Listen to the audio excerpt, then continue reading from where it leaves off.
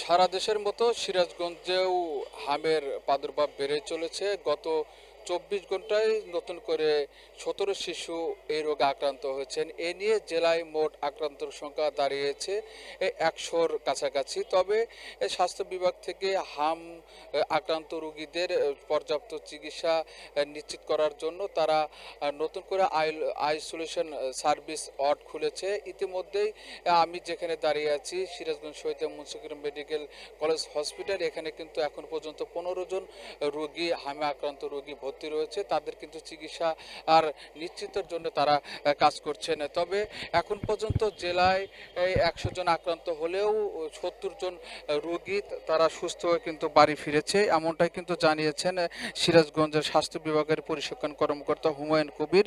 তবে চলতি মাসের ২৯শে মার্চ থেকে রোগী কাউন্টডাউন শুরু হয়েছে। এর মধ্যে গত ২৪ ঘন্টায় ১৭ জন রোগী নতুন করে শনাক্ত হয়েছে। এতে এসব রোগী শহীদ মুন্সিগঞ্জ মেডিকেল কলেজ হাসপাতাল ও জেনারেল হাসপাতালে চিকিৎসাধীন ছিলেন। এর মধ্যে ৭০ জন সুস্থ হয়ে বাড়ি ফিরে গেছে। বর্তমান মুন্সিগঞ্জ মেডিকেল কলেজে ১৫ জন, সদর জেনারেল হাসপাতালে ২ জন, উল্লাপাড়ায় ২ জন ও রায়গঞ্জ উপজেলা স্বাস্থ্য কমপ্লেক্সে ২ জন ভর্তি রয়েছে। এদিকে সারা দেশে রোগীর সংখ্যা বাড়ার প্রেক্ষাপটে শহীদ মুন্সিগঞ্জ মেডিকেল কলেজ হসপিটালে খোলা হয়েছে বিশেষ আইসোলেশন ওয়ার্ড। পরিস্থিতি মোকাবেলায় দ্রুত কার্যকরী পদক্ষেপ না নিলে সিরাজগঞ্জ আরও ছড়িয়ে পড়ার আশঙ্কা করছেন স্বাস্থ্য বিভাগের লোকজন। তবে এই টিকা দেওয়ার আগে এ রোগে অধিকাংশ শিশুরা আক্রান্ত হয়, দুশ্চিন্তায় পড়েছেন অভিভাবক ও স্বজনরা। পরিস্থিতি মোকাবেলায় দ্রুত টিকা কার্যক্রম সিরাজগঞ্জে বাড়ানোর দাবি জানিয়েছেন পরিবাররা। তবে আক্রান্ত রোগী সিরাজগঞ্জে বাড়লেও কিন্তু এখন পর্যন্ত সিরাজগঞ্জে সিভিল সার্জনের পক্ষ থেকে কিন্তু টিকাদান কর্মসূচি শুরু হয়নি।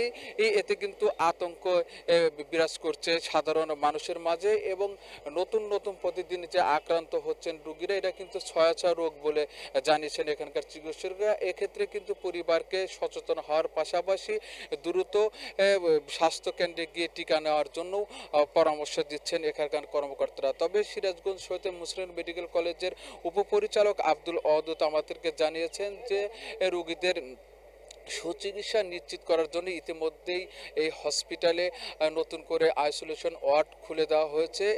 এই ওয়ার্ড খুলে দেওয়ার পরে কিন্তু বাড়তিভাবে চিকিৎসক নিয়োগ করা হয়েছে, তারা জানি দ্রুত আক্রান্ত রোগীদের সুচিকিৎসা নিশ্চিত করতে পারেন। একই সঙ্গে এই হসপিটালে এখন পর্যন্ত ১৫ জন রোগী ভর্তি রয়েছেন বলে আমাদেরকে এই কর্মকর্তা জানিয়েছেন। এই ছিল সিরাজগঞ্জে আক্রান্ত রোগীদের সর্বশেষ।